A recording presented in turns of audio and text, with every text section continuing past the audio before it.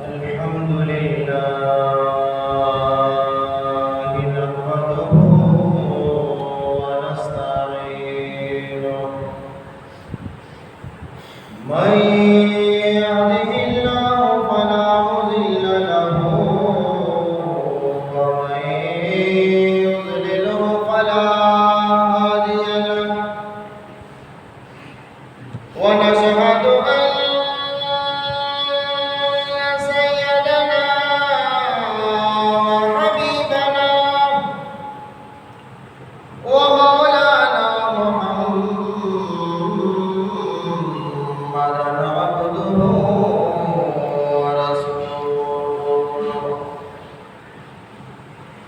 أما بعد فأعوذ بالله من الشيطان الرجيم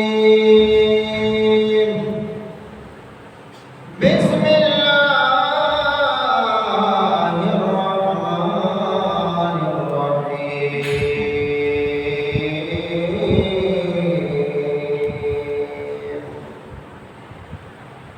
ولولا فضل الله عليكم ورحمته في الدنيا والآخرة لمسكم فيما أخذتم فيه عذاب عظيم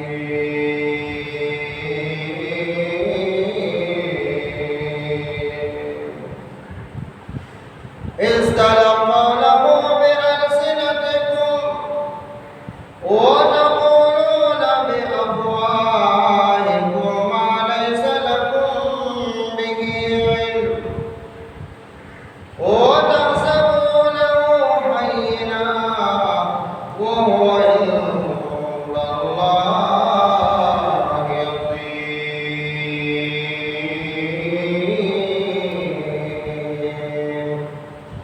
اللهم صل على محمد وعلى آل محمد كما صليت على إبراهيم وعلى آل إبراهيم إنك حميد مجيد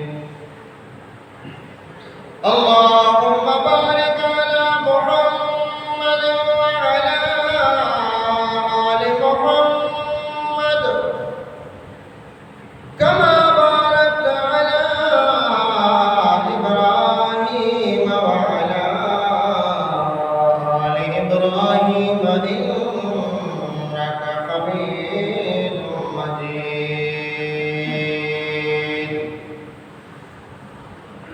میں نے آپ کے سامنے گزشتہ 2 جمعہ مسلسل کس موضوع کے حوالے سے بات کی؟ اما عائشہ رضی اللہ تعالیٰ عنہا کے حوالے سے،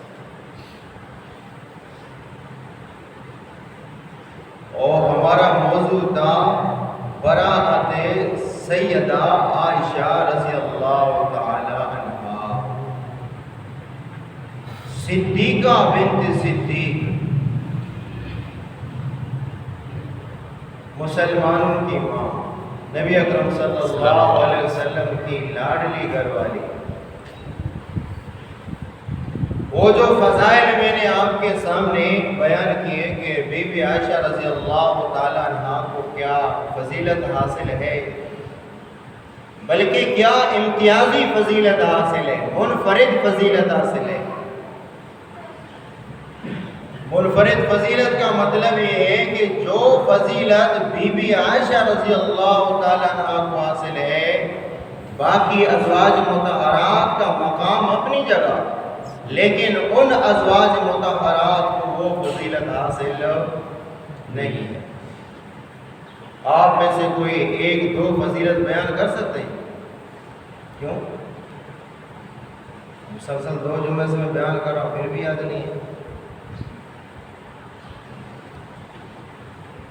اگر میں 1-2 بیان کروں تو آپ بولیں ہاں یار یہ تو ہم نے سنا ہے۔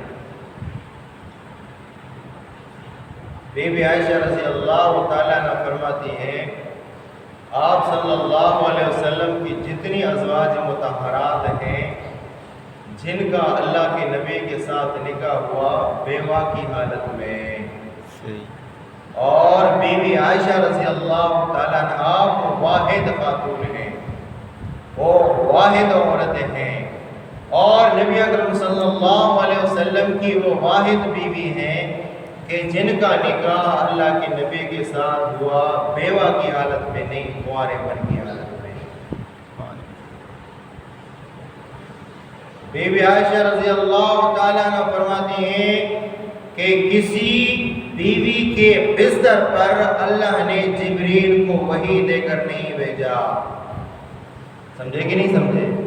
اگر کسی بیوی کے بستر پر اگر وحی آئی تو وہ میرا بستر ہے، یعنی اما عائشہ کا بستر ہے۔ سبحان اللہ۔ اور بی بی عائشہ رضی اللہ تعالیٰ عنہ فرماتی ہیں کہ نبی اکرم صلی اللہ علیہ وسلم کا وصال ہوا تو اس وقت نبی اکرم صلی اللہ علیہ وسلم کا سر مبارک میرے سینے پہ رکھا ہوا۔ یہ منفرد خصوصیت اما عائشہ کو حاصل ہے اور کسی ازواج مطہرات میں سے کسی کو حاصل، اور ایک بہت بڑی فضیلت ہو تو تم سب کو یاد ہونا چاہیے۔ جہاں پہ نبی اکرم صلی اللہ علیہ وسلم آج بھی آرام فرما رہے ہیں، وہ گھر اور وہ حجرہ کس کا ہے؟ اما عائشہ۔ یہ بھی فضیلت کس کو حاصل ہے؟ اما عائشہ رضی اللہ تعالیٰ عنہ کو حاصل ہے۔ اور بھی بہت سارے فضائل ہیں، لیکن آپ میں سے کسی ایک بھی یاد نہیں کیا۔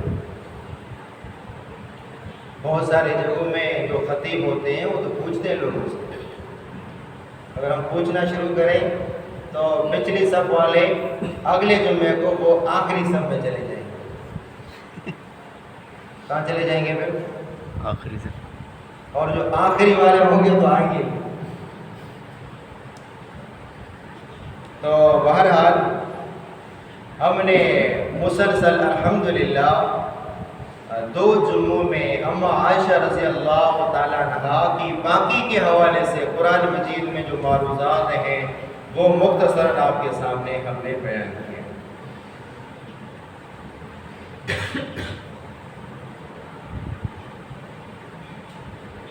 دیکھیں ان واقعات کے اندر، اسی واقعات کے اندر مجھے اور آپ کو کیا سبق ملا؟ میں کوشش کرتا ہوں اس واقعات میں جو آیتیں نازل ہوئی ہیں، میں ان آیات میں سے چند آپ کے سامنے بیان کروں اور وہ نقطہ آپ کے سامنے بیان کروں کہ بی بی عائشہ رضی اللہ تعالیٰ عنہ پر جو الزام لگا، لوگوں نے بہتان تراشی کی۔ آپ کو پتہ ہے کہ جب نبی اکرم صلی اللہ علیہ وسلم نے دینی معاملات میں کسی کی پرواہ نہیں کی، حتیٰ کہ لوگوں نے یہ کہا کہ ہم آپ کو علاقے کا سربراہ بنائیں گے۔ آپ کو پتہ ہے کہ آج کسی کو یہ کہو کہ آپ کو ہم ایم پی اے بنا دیں گے، علاقے کا ناظم بنا دیں گے، ایم این اے بنا دیں گے، تو کتنا خوش ہوگا بھائی؟ معمولی سیٹ جیتیں گے، ہوائی فائرنگ کریں گے، مٹھائیاں بانٹیں گے، کتنی خوشی کا اظہار کریں گے کہ ہم ایک سیٹ جیت چکے ہیں۔ نبی اکرم صلی اللہ علیہ وسلم کو کہا گیا کہ ہم آپ کو مکے کا سرپرست بنائیں گے، بادشاہ بنائیں گے، ریاست کا والی بنائیں گے، لیکن آپ اس دین کی توحید کی بات چھوڑ دیں۔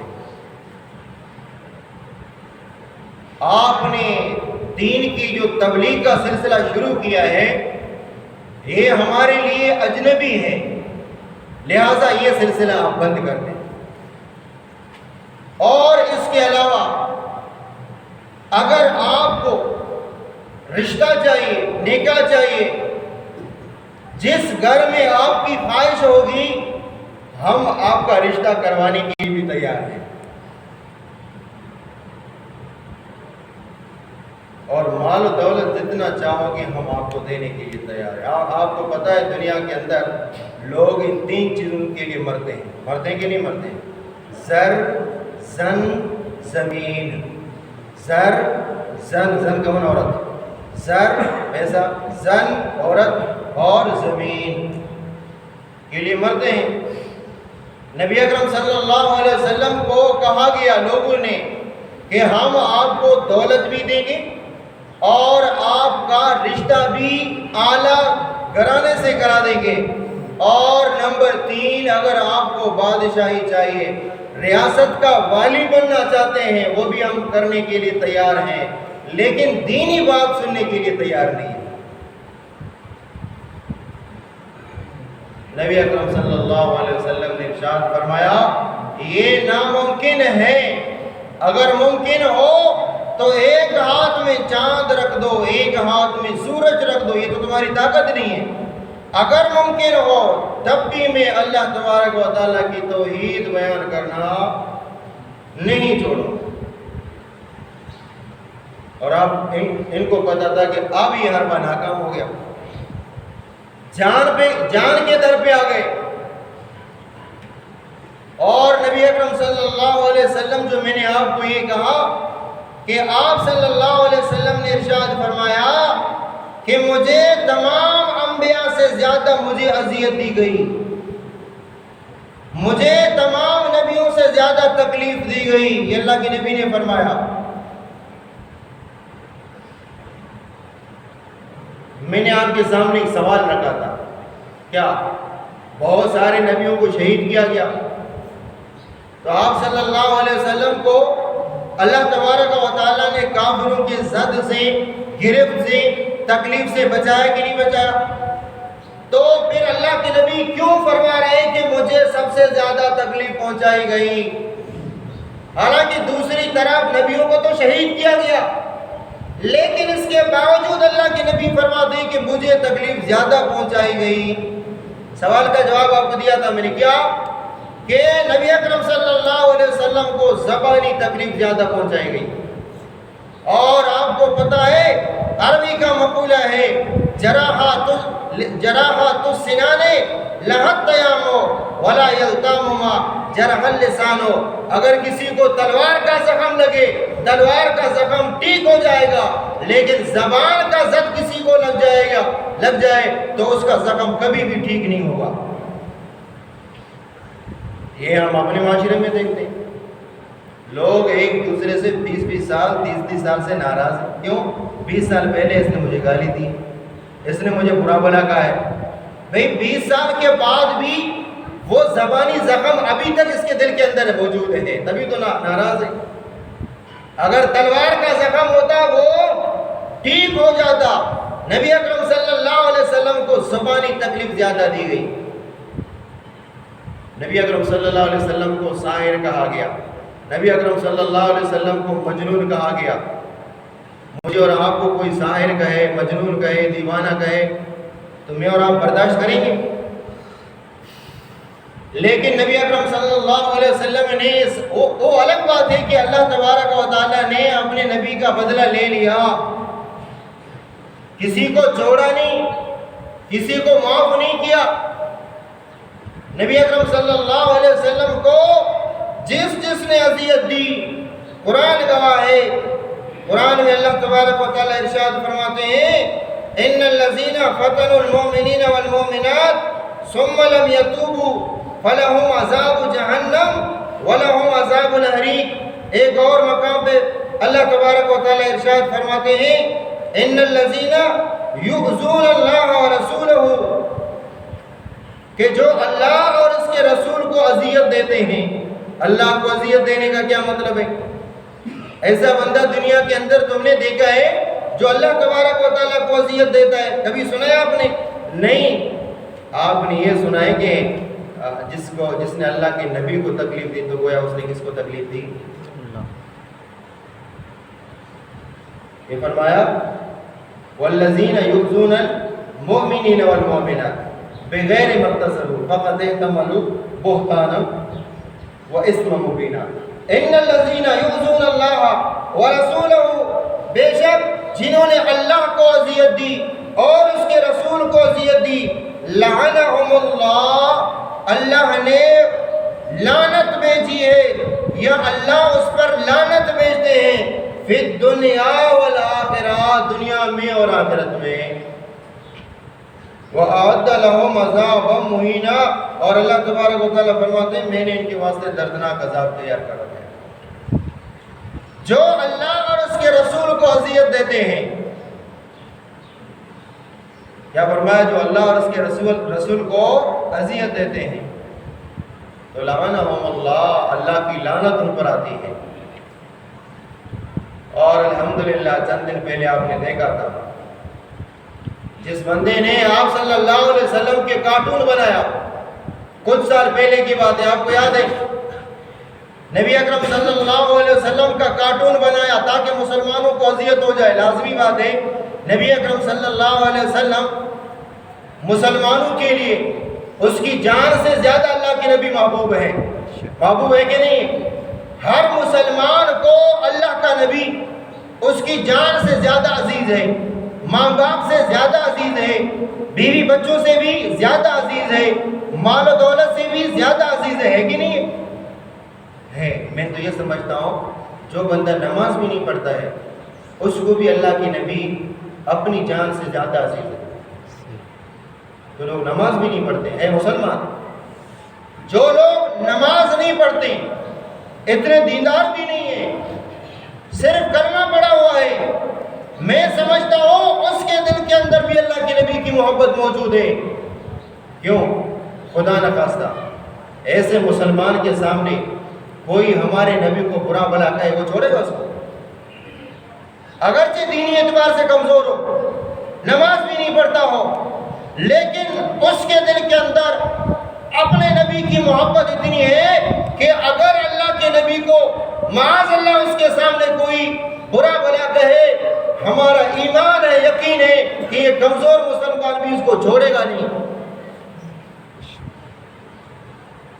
تو پھر اللہ تبارک و تعالیٰ ایسے گستاخوں کو کیسے معاف کرے گا؟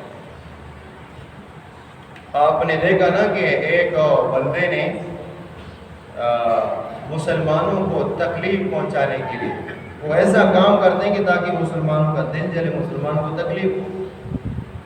نبی اکرم صلی اللہ علیہ وسلم کی معاذ اللہ گستاخانہ کارٹون بنے، اور آپ کو پتا ہے کہ پوری دنیا نے اس کے خلاف احتجاج کیا، پورے دنیا کے مسلمانوں نے احتجاج کیا کہ نہیں کیا؟ آپ کو یاد نہیں ہے؟ یا مفتی انور شاہ صاحب نے نہیں کہا کہ احتجاج کے لیے فلاں جگہ میں چلیں گے؟ آپ بہت سارے لوگوں کو لے کر بھی گیا تھا غالب۔ تو اس کے بعد کتنی سیکورٹی میں بندہ چلا گیا، جس ملک میں رہتا تھا تو وہاں پہ آپ کو پتا ہے کہ ہمارے ملک کی طرح نہیں، قانون تو سخت ہوتا ہے، لیکن اس کے باوجود وہاں کی حکومت نے اس کو فل سیکورٹی دی، اس بندے کو۔ لیکن ان بطش ربک لشدید، بے شک تیرے رب کی پکڑ بہت سخت ہے۔ ایک ہفتہ پہلے اسی بندے کا ایکسیڈنٹ ہو گیا، آپ نے ویڈیو بھی دیکھی ہوگی، نیٹ میں بہت اس کی ابھی بھی ویڈیو اس کی چل رہی ہے۔ وہ گاڑی مکمل جل گئی، بندہ بھی جل گیا۔ یقیناً آپ نے دیکھا ہوگا وہ ویڈیو میں گدھے کی طرح سے آوازیں آ رہی تھی گاڑی کے اندر سے۔ تو اللہ تبارک و تعالیٰ نے بدلہ لے لیا، وہ میرے اور آپ کے محتاج نہیں ہے۔ اگرچہ 1 سال کی ڈیل ہو گئی اس کو، 1-2 سال کی ڈیل اس کو مل گئی، لیکن اللہ تبارک و تعالیٰ جب پکڑ لیتے ہیں تو اللہ تبارک و تعالیٰ کی پکڑ بہت سخت ہوتی ہے۔ ابھی بھی آپ نیٹ کھول کر دیکھیں کہ اللہ تبارک و تعالیٰ کی وہ جو قدرت ہے، وہ طاقت ہے، وہ آپ کے سامنے نظر آئے گی کہ اللہ تبارک و تعالیٰ نے کیسے اس بندے کو تباہ برباد کیا۔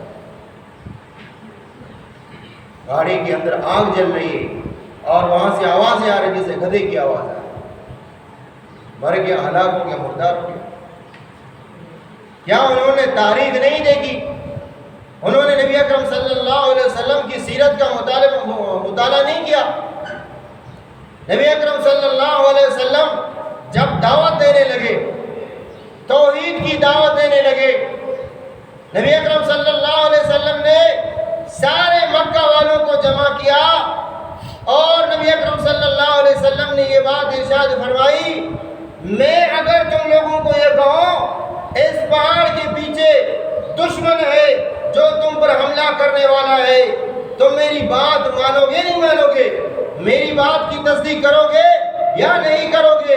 سب لوگوں نے کہا آج تک ہم نے آپ کو صادق و امین پایا ہے، الحمدللہ آج تک آپ نے جھوٹ نہیں بولا، آپ کچھ بھی کہیں ہم آپ کی بات تصدیق کرنے کے لیے تیار ہیں۔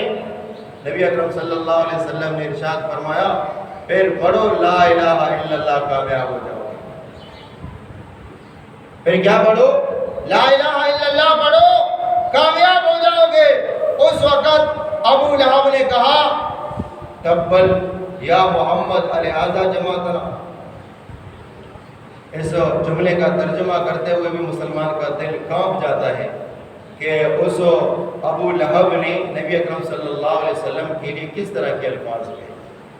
معاذ اللہ یہ کہا کہ ہلاکت ہو تجھ پر، تم نے ہمیں کس لیے جمع کیا ہے؟ یہ اللہ کے نبی کو کہا جا رہا ہے ہلاکت ہو تم پر، تم نے ہمیں اس وجہ سے جمع کیا کہ ہمیں توحید سناؤ، ہمیں توحید کی دعوت دینے کے لیے تم نے بلایا۔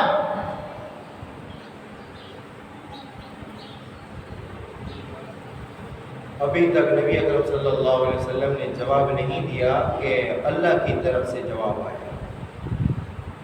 اللہ کی طرف سے کیا آیا؟ جواب آیا کہ تبت یدا ابی لہب وتب ما اغنی عنہ مالہ وما کسب۔ اس نے کہا تبت لک یا محمد، تبت کا مطلب آپ کے ہاتھ پاؤں ٹوٹ جائیں، یعنی عربوں میں بددعا ہے۔ اللہ تبارک و تعالیٰ نے فرمایا تبت یدا ابی لہب وتب، اے نبی تجھے بولنے کی کوئی ضرورت نہیں ہے، میں اللہ تبارک و تعالیٰ آپ کا دفاع خود کروں گا۔ اب یہ نبی کو بددعا کرے گا تو نبی کے خلاف اس کی بددعا تھوڑی قبول ہو جائے گی۔ اے اللہ کے نبی کو بددعا، نیک لوگوں کو بددعا کرنے سے انسان کی اپنی حالت بگڑ جاتی ہے۔ آپ نے بلم باورا کا واقعہ سنا ہے نا، سورہ غالباً اعراف کے اندر اس کا واقعہ آتا ہے۔ بلم باورا نے موسیٰ علیہ السلام کے خلاف بددعا کی۔ بلم باورا نے کس کے خلاف بددعا کی؟ حالانکہ مستجاب الدعوات تھا، اس کی دعا قبول ہوتی تھی، نیک بندہ تھا، لیکن بگڑ گیا۔ وقت کے بادشاہ نے کہا موسیٰ علیہ السلام ہمارے مقابلے کے لیے آ رہے ہیں، آپ کی دعا قبول ہوگی، آپ کی بددعا بھی قبول ہوگی، ہمارے اندر مقابلہ کرنے کی طاقت نہیں ہے، ہمارے اندر مقابلہ کرنے کی طاقت نہیں ہے۔ موسیٰ علیہ السلام اللہ کے نبی ہیں، وہ لشکر لے کر ہم پر حملہ آور ہونا چاہتے ہیں، آپ موسیٰ علیہ السلام کے خلاف بددعا کریں، ہم آپ کو مال دینے کے لیے تیار ہیں، اسباب دینے کے لیے تیار ہیں۔ واقعہ میں نے آپ کے سامنے بیان کیا ہے کسی وقت۔ دوبارہ اس نے ہاتھ اٹھائے موسیٰ علیہ السلام کے خلاف بددعا کرنے کے لیے، اللہ تبارک و تعالیٰ نے اس بلم باورا کی زبان کتے کی طرح لگا دی۔ جو اللہ کے ولیوں کو، اللہ کے دوستوں کے خلاف ہاتھ اٹھاتا ہے، زبان اٹھاتا ہے، تو اللہ تبارک و تعالیٰ اس کو معاف نہیں کرتا۔ تو اللہ تبارک و تعالیٰ فرماتے ہیں تبت یدا ابی لہب وتب، ابو لہب کے ہاتھ پاؤں ٹوٹ جائیں، اور وہ ٹوٹ گئے۔ بیماری پیدا ہو گئی، جسم کے اندر بڑے بڑے پھوڑے نکل آئے، جسے کہتے ہیں اللہ تبارک و تعالیٰ تمام مسلمانوں کو اس مرض سے محفوظ فرمائے۔ کینسر کا جو پھوڑا ہوتا ہے نا، کینسر کا پھوڑا ہوتا ہے، تو اس طرح کے بڑے بڑے پھوڑے جس سے کیڑے نکل آتے ہیں، اس طرح کے پھوڑے اس کے جسم کے اندر پیدا ہو گئے۔ میں آپ کو ایک دعا بتاتا ہوں، آپ یہ دعا پڑھیں اور ہر وقت پڑھیں کہ اللہ تبارک و تعالیٰ ہم تمام مسلمانوں کو اس طرح کی موذی مرض سے بچائیں۔ آپ روزانہ ایک دعا پڑھیں، اللہم انی اعوذ بک من البرص والجنون والجذام ومن سیء الاسقام۔ اللہم انی اعوذ بک من البرص والجنون والجذام ومن سیء الاسقام۔ جو بندہ یہ دعا پڑھے گا انشاءاللہ وہ کینسر جیسے موذی مرض سے بھی محفوظ ہو جائے گا۔ اس بات کو یاد کرو، 3-4 کلمات، اللہم انی اعوذ بک من البرص والجنون والجذام ومن سیء الاسقام۔ تو بہرحال اتنا بڑا وڈیرا سردار جسم کے اندر بڑے بڑے گھوڑے نکل گئے، عوام نے چھوڑ دیا، گھر والوں نے بھی چھوڑ دیا، وہ کسی دور کچرا کنڈی پہ جا کر اس کو رکھ دیا گیا، وہاں پہ مر گیا۔ لوگوں نے، اس کے رشتہ داروں نے 2 کرائے کے بندے لیا اور یہ کہا کہ جاؤ اس کو دفنا دو کسی گڈھے کے اندر۔ اس نے کیا کیا تھا؟ اس نے اللہ کے نبی کے خلاف زبان درازی کی۔ اللہ تبارک و تعالیٰ نے اس وقت بھی بدلہ لیا اور اللہ آج بھی بدلہ لیتا چلا آ رہا ہے۔ کسی زمانے میں اللہ تبارک و تعالیٰ نے اپنے نبی کے ایذا دینے والے کو معاف نہیں کیا، کسی کو معاف ہو نہیں کیا۔ اتنا قانون سخت ہے، نبی کی عزت کے حوالے سے قانون اتنا سخت ہے کہ آپ صلی اللہ علیہ وسلم نے مکہ جب فتح کیا تو اللہ کے نبی صلی اللہ علیہ وسلم نے فرمایا جاؤ سب کو معاف، ہمیں تو تمہیں علاقے سے نکال دیا نا تم نے مکے سے 10 سال پہلے،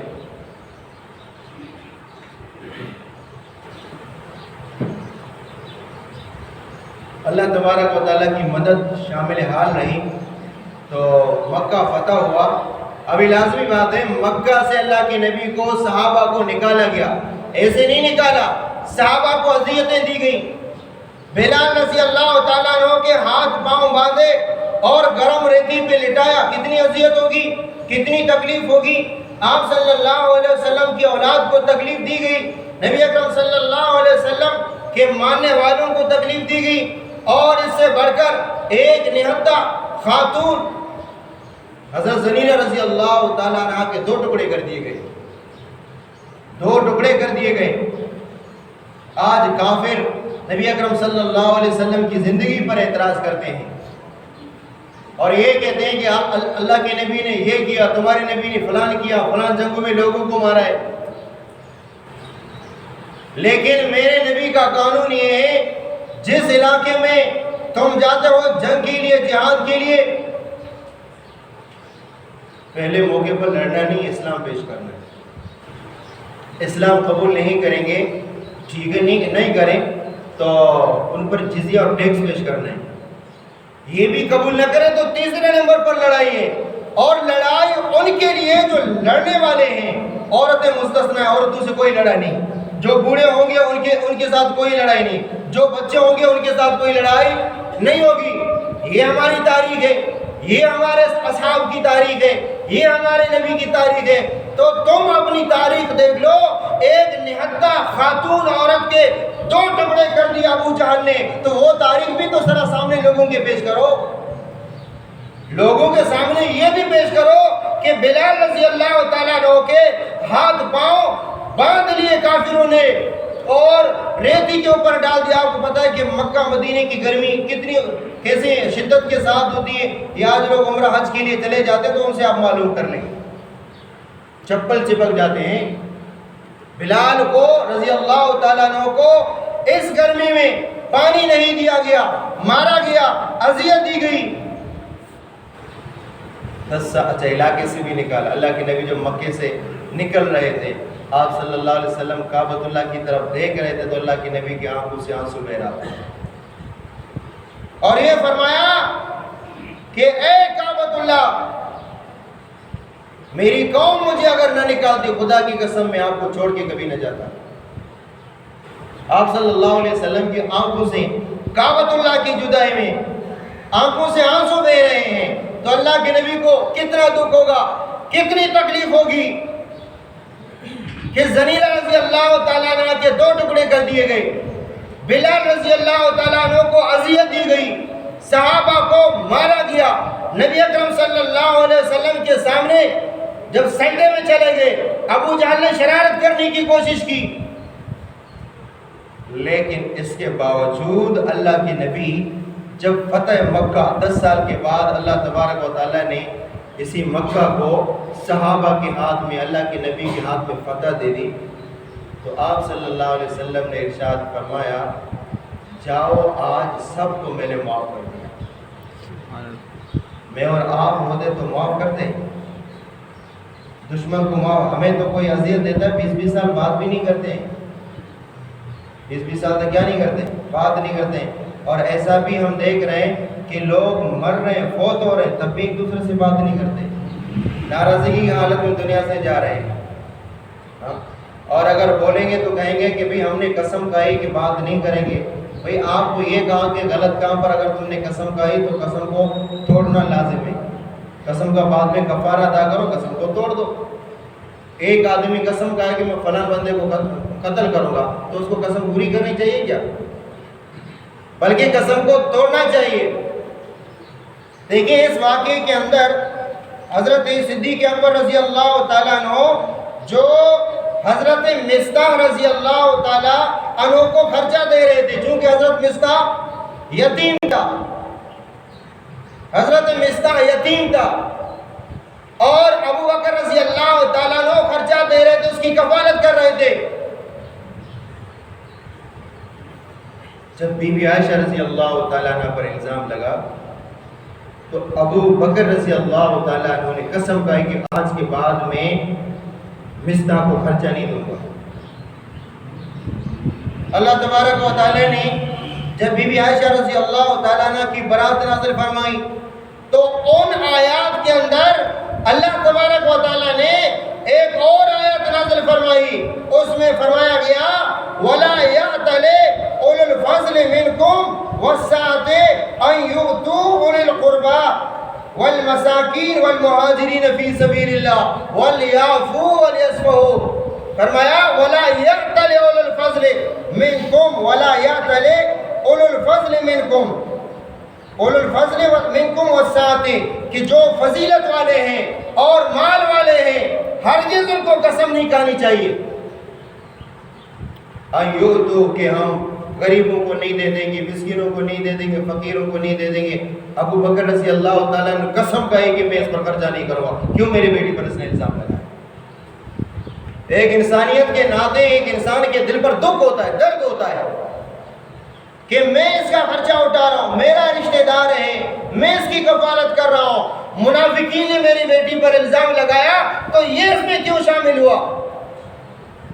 لیکن یاد رکھیں یہ 3 صحابہ جس کے بارے میں ابھی بھی آپ کو کنفرم کروں, یہ تینوں نے اللہ سے معافی مانگی, اللہ نے تینوں کو معاف فرما دیا. یہ تینوں نے معافی مانگی. اب صحابہ کے بارے میں آپ کے دل کے اندر کوئی خیال آئے کہ انہوں نے اللہ کے نبی صلی اللہ علیہ وسلم کی بیوی پر الزام لگانے والوں کا ساتھ دیا, الزام لگانے والوں کا ساتھ دیا, تو پھر یہ صحابی ان کا کیا بنا؟ یہ بھی تو نبی کو اذیت دینے والوں میں شامل ہو گئے؟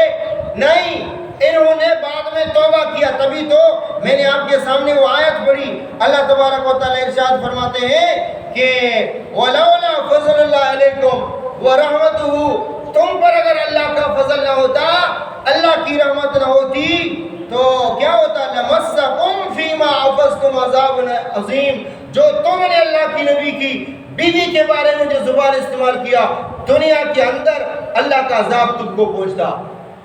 لیکن اللہ کا فضل شامل ہوا تمہاری توبہ کی وجہ سے. یہ توبہ کس نے کیا؟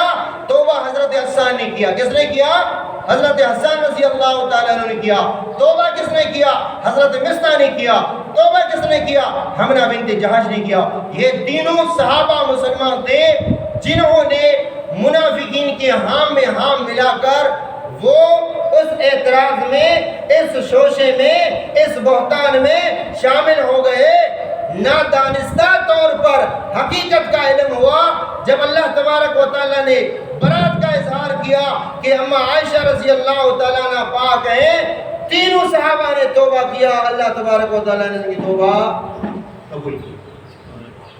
بہت سارے لوگ صحابہ پر اعتراض کرتے ہیں لیکن وہ پرانی ہی آیت پیش کرتے ہیں کہ صحابہ نے یہ غلطی کی, صحابہ نے یہ غلطی کی. ہمیشہ ایک اصول یاد کرو, جو بھی کوئی بھی آیت, باطل طبقہ کوئی بھی آیت صحابہ کے خلاف پیش کرتا ہے اور یہ کہتا ہے کہ دیکھو صحابہ نے یہ جرم کیا ہے, صحابہ نے یہ جرم کیا ہے قرآن میں، صحابہ نے یہ جرم کیا ہے قرآن میں۔ ہمیشہ جو باطل مذہب جس آیت کو لے کر صحابہ پر اعتراض کرتا ہے، آپ اس کو آگے جانے نہ دو، اسی صفحہ میں دیکھو اس کا جواب بھی موجود ہوتا ہے۔ آپ کو اجازت ہے قرآن کی کسی مقام پر کھولو، وہاں پہ اگر صحابہ کا کوئی جرم آپ کو نظر آئے، اسی صفحے کے اندر اس کا جواب موجود ہوگا۔ میں آپ کو صرف ایک مثال دیتا ہوں، ایسے 2-3 مقامات ہیں، میں صرف آپ کو ایک مثال دیتا ہوں، لیکن لوگ ہمیشہ آدھی بات کرتے ہیں، پوری بات نہیں کرتے۔ مثلا آپ کو پتہ ہے کہ صحابہ رضوان اللہ تعالیٰ علیہ اجمعین، صحابہ رضوان اللہ تعالیٰ علیہ اجمعین 3 صحابی غزوہ تبوک میں شامل نہیں ہوئے، منافق تو ایسے شامل نہیں ہوئے، لیکن 3 پکا ٹکا صحابی جن کے دل کے اندر معمولی نفاق بھی نہیں، کفر بھی نہیں، پکا اللہ کے نبی کے محب تھے، اللہ کے نبی کے پکا محبت کرنے والے تھے، لیکن بغیر کسی عذر کے غزوہ تبوک میں شامل نہیں ہوئے۔ لازمی بات ہے، یہ تو بہت بڑا جرم ہے کہ اللہ کے نبی صحابہ کے ساتھ جہاد کے لیے چلیں اور کچھ صحابہ رہ جائیں۔ اس کی مثال یہ ہے کہ نماز کا وقت ہو، نماز جماعت کے ساتھ ہو رہی ہے اور 1-2 بندہ 3 بندہ نماز نہیں پڑھے، کوئی عذر نہیں، کوئی بیماری نہیں، باہر بیٹھے ہوئے نماز نہ پڑھے تو مجرم ہوں گے نہیں ہوں گے؟ تو اسی طرح غزوہ تبوک نبی اکرم صلی اللہ علیہ وسلم نے صحابہ کو فرمایا جہاد کے لیے چلیں، سارے صحابہ تیار ہو گئے، سارے صحابہ نکل گئے، 3 صحابی پیچھے رہ گئے، 3 صحابی پیچھے رہ گئے۔ اب لوگ اعتراض کریں گے، دیکھو صحابہ نے اللہ کے نبی کو چھوڑ دیا، جہاد میں شریک نہیں ہوئی، کہتے ہیں نا یہ آدھی بات ہے، لیکن میں کہتا ہوں جو جس آیات کو لے کر اسلام پر تبرہ کرتا ہے، اللہ کے نبی پر اعتراض اٹھاتا ہے، صحابہ پر اعتراض اٹھاتا ہے، اسی آیات کے آس پاس میں دیکھو اسی کا جواب بھی موجود ہوگا۔ یہ ہمیشہ لوگ باطل طبقے کے لوگ آدھی بات کرتے ہیں۔ یہ بات تو ہے کہ وہ 3 صحابی رہ گئے پیچھے، جہاد میں شریک نہیں ہوئی، کوئی بیماری بھی نہیں تھی، عذر بھی نہیں تھا، سواری بھی ان کے پاس تھی، مال و اسباب بھی ان کے پاس تھا، چلو کوئی بندہ بیمار ہوتا تو عذر بیان کرتا۔ اب لوگوں کو موقع ملا کہ دیکھو اللہ کے نبی کے صحابی نے مشکل وقت میں 3 صحابہ نے اللہ کے نبی کو چھوڑ دیا، یہ آدھی بات کرتے ہیں۔ قرآن بھی کہتا ہے وَعَلَى الثَّلَاثَةِ الَّذِينَ خُلِّفُوا حَتَّى ضَاقَتْ عَلَيْهِمُ الْأَرْضُ بِمَا رَحُبَتْ کہ زمین ان صحابہ پر تنگ ہو گئی کشادہ ہونے کے باوجود۔ یہ بات کرتے ہیں، لیکن آگے اگلی بات نہیں کرتے کہ آگے جو بات ہے وہ بھی کیا ہے، وہ بھی بات کرتے ہیں۔ وہ بات کیا ہے کہ لَقَدْ تَابَ اللَّهُ عَلَى النَّبِيِّ وَالْمُهَاجِرِينَ وَالْأَنصَارِ الَّذِينَ اتَّبَعُوهُ فِي سَاعَةِ الْعُسْرَةِ مِنْ بَعْدِ مَا كَادَ يَزِيغُ قُلُوبُ فَرِيقٍ مِّنْهُمْ ثُمَّ تَابَ عَلَيْهِمْ إِنَّهُ بِهِمْ رَءُوفٌ رَحِيمٌ وَعَلَى الثَّلَاثَةِ الَّذِينَ خُلِّفُوا۔ یہ آیت نہیں پڑھتے، فرمایا تحقیق کہ اللہ نے نبی کے توبہ کو قبول کیا، مہاجرین کے توبہ کو قبول کیا اور انصار کے توبہ کو قبول کیا۔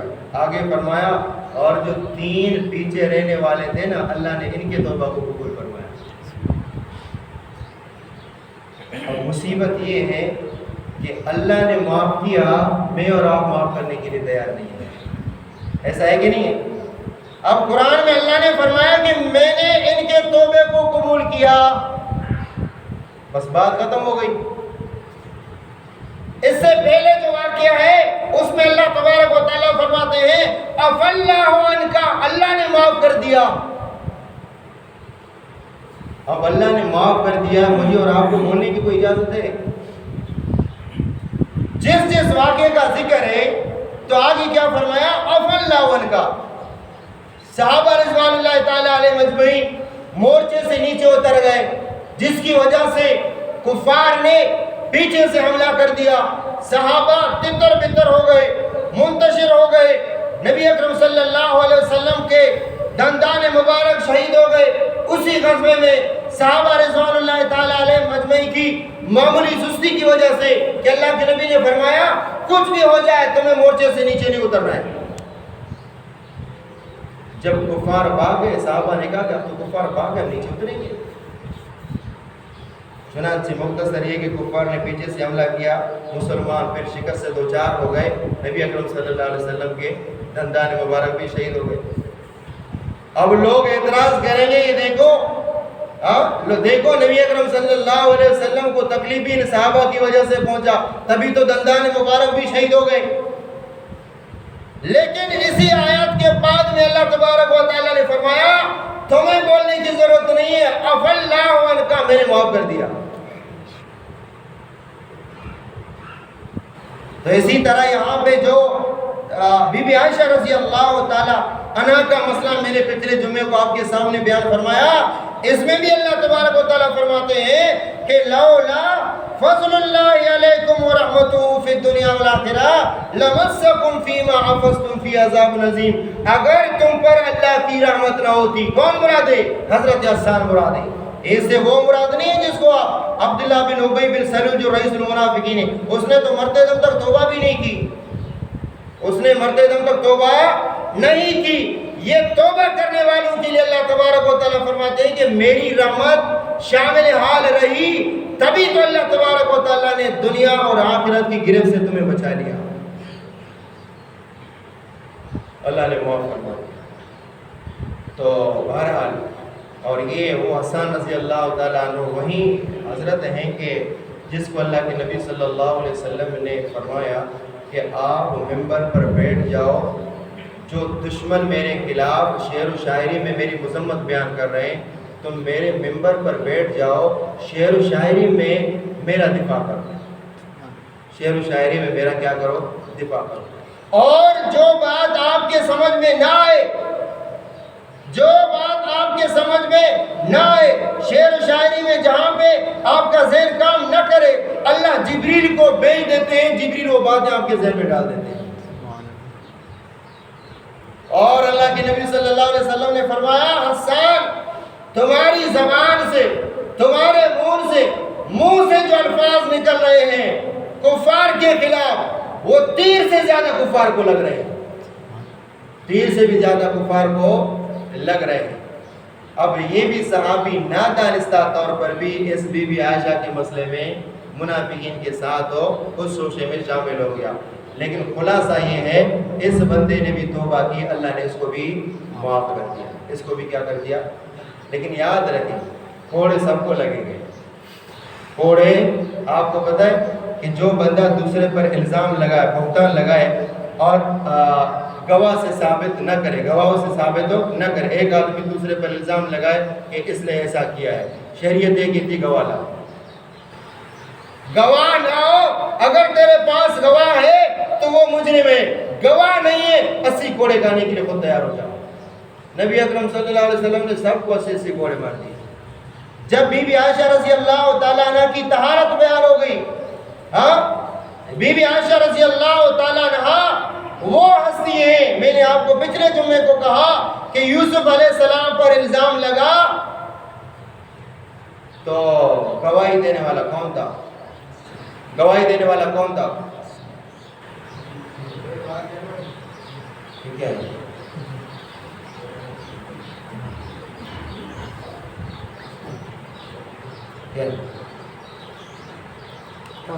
سے دیکھے تو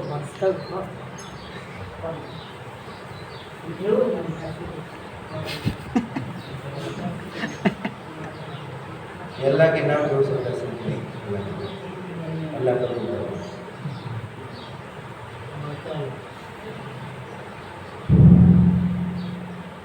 تو بہرحال تو بولو مسجد سے آپ باہر بیٹھ جائیں، کیونکہ لیڈیز مسجد جو صفوں میں بیٹھ کے پورا باہر بیٹھ جائیں، ابھی آپ باہر بیٹھ جائیں، باہر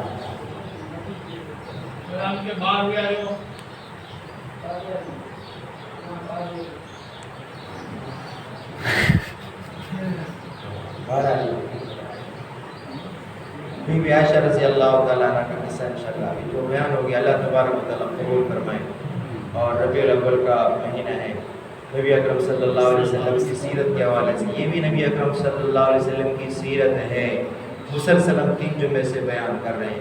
آپ صلی اللہ علیہ وسلم کی گھر والی کے متعلق بیان کرنا یہ بھی سیرت ہے، آپ صلی اللہ علیہ وسلم کے متعلق بیان کرنا، پورے سال بیان کرنا، آپ صلی اللہ علیہ وسلم کی بیویوں کے متعلق، جہاد کے متعلق، سونے کے متعلق، جاگنے کے متعلق، نماز کے متعلق، روزے کے متعلق جتنی چیزیں بیان ہوگی وہ سب نبی اکرم صلی اللہ علیہ وسلم کی سیرت ہے۔ اللہ تبارک و تعالی ہمیں آپ صلی اللہ علیہ وسلم کی سیرت پر عمل کرنے کی توفیق عطا فرمائے، آمین یا رب العالمین۔ بورڈ کے اندر میت ہو چکی ہے اس ہفتے میں، اس کے لیے خصوصی طور پر دعا کریں کہ اللہ تبارک و تعالی اس کے قبر کے منظر کو آسان فرمائے، حشر کے منظر کو آسان فرمائے، اور اللہ تبارک و تعالی اس کو جنت الفردوس میں اعلیٰ مقام عطا فرمائے، آمین یا رب العالمین۔